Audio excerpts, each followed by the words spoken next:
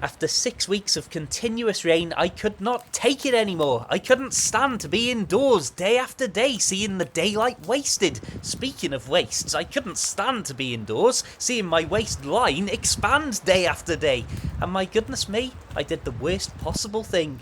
I decided to stack my rucksack up with over 10 kilograms of camping gear, bivvy gear, tarps, cooking equipment, and go out on a day where there was snow forecast.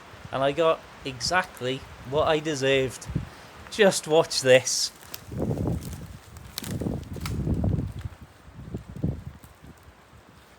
Right, the weather, as the snow gets more and more prominent amongst the sleet, is really making this decision for us now. We're just going to get ourselves set up with a little shelter here and then figure out whether we're going to stop here, whether we're going to bail or move further on looking for a better pitch. But right now, I just want a moment out of the wet and the cold.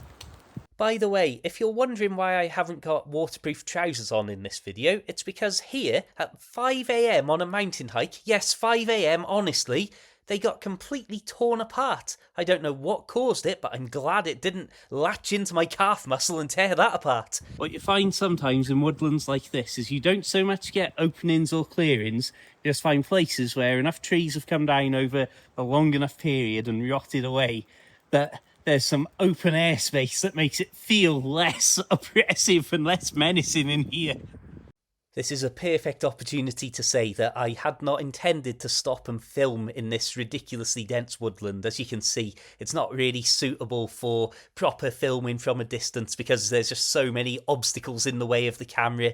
Plus, what I was hoping to do was build some shelters using 2 tarps, set up loads of camo netting and stuff, and do some really interesting footage from different angles, but as you can see, I was just getting a 360-degree beatdown from the weather, so I started to set up my kit in what I thought was a clearing, but just to prove the point, even where the trees are clear from overhead, because there's just logs and branches and stuff all over the ground, it still means there isn't as much clear floor space in the woodland as you might think. So at this point, I hadn't decided that I was going to abandon the walk up to the better, more open woodland.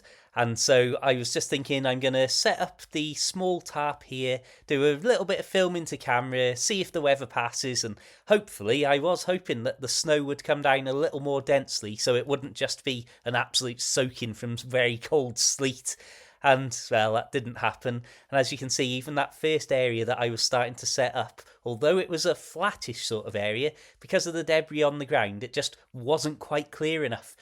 A lot of people won't believe this, but some people who've experienced this feeling will.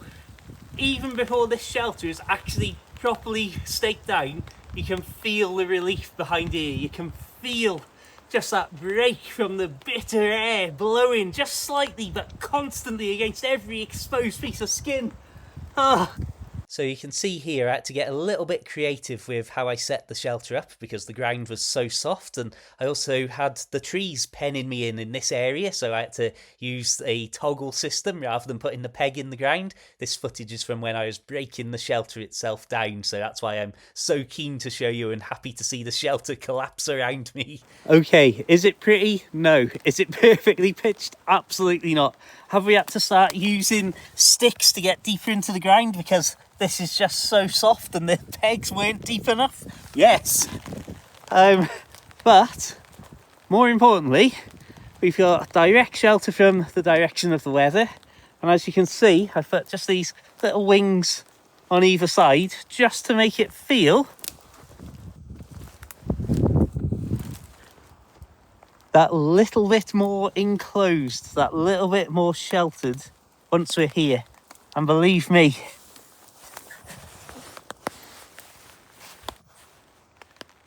because the air temperature and the weather is so unpleasant, just ducking down here before I've even sat down, it feels infinitely like a blessed relief from the elements. But the snow definitely appears to be on its way. So you can see I've made a simple modified lean-to shelter here as I immediately slip on one of the downed trees there just to prove how surprisingly dangerous it can be out in the woods. But you can see because the ground is all wonky here, the tarp obviously has to be built flush to the ground so you don't get a draft in. So it's just got a great comedy look to me. we definitely haven't got much headroom in this. One of the downsides to using the small tarp.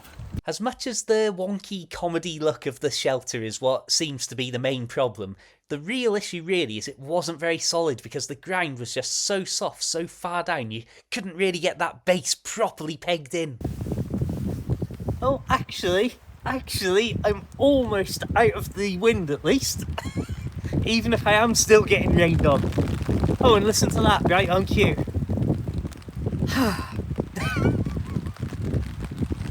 Oh, this is not how I envisioned this at all.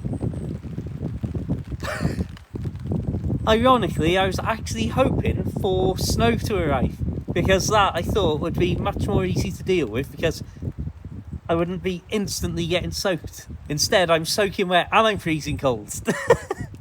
At this point, any idea that I'd had remotely lingering in my mind that I might push on and get up to the better woods and do a much longer walk and a much more complex setup and all the rest of it, and all of the filming that I wanted to do of short form clips and playing around with the camo netting, all of that had just completely evaporated. So I did what I always do in these situations and got the pasta on the stove. This is not quite the experience I'd intended, but in a strange way, just getting to actually be out here, the middle of February, still not having had a single dry day during 2026. This is quite a relief. Don't get me wrong, this is not how I wanted it to be. This is not how I would have chosen it to be. I've got other tarps, I've got loads of camo netting and all sorts to do, all sorts of videos and fun and games out here. But my goodness me, just having a brief moment of being sat down, even as the rain starts to pick up as I talk to you, this is quite nice in a very, very strange way. You know, it's very nice in the way that I know I'm going to be here for maybe another hour or so, and then I'm going to be able to escape back to civilization and dry all my kit out. So as I look at this clip now, with all the benefit of hindsight, knowing that it was a terrible idea to even set out on that day in the first place, and looking at myself soaking wet, getting colder and wetter by the moment, huddled over a little tiny bowl of pasta with cheese, I'll also still have to admit right now that there is something strangely compelling, strangely appealing about it. And even now I can practically feel and smell the pasta and the melting cheese amidst the earthy woodland smells.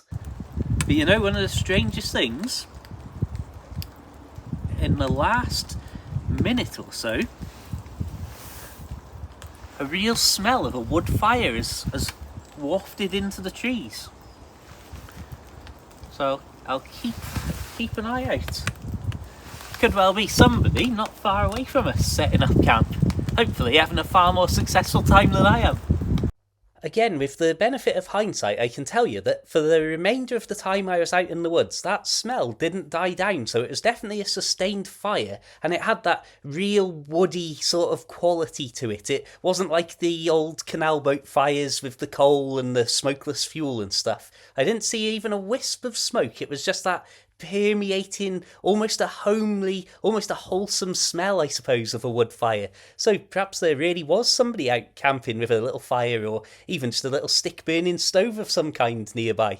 And goodness me, what a trip they must have had if all they could hear was me rabbiting onto the camera in the background.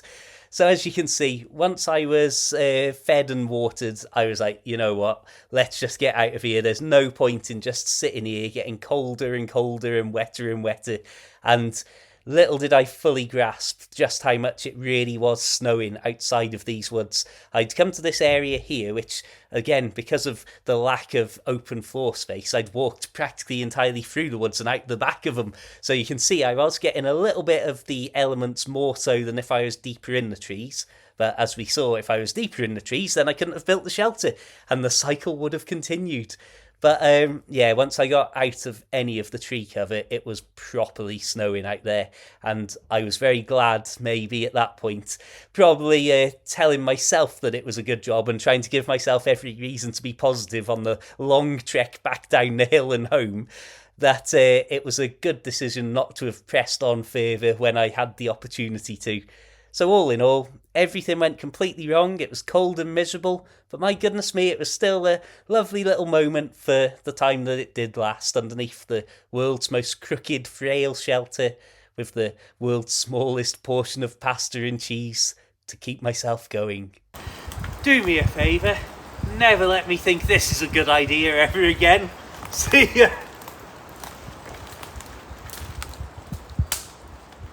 Before we leave, I will say a massive thank you to my supporters, whether that's channel memberships, Facebook subscriptions, Coffee or PayPal supporters. Thank you very much, it really does mean the world to me. I'll also leave some links down below to some of the gear you've seen me use in this video, and if you buy through those, I will get a commission, so it's a great way to help support these videos if you're interested in buying some of that kind of stuff anyway.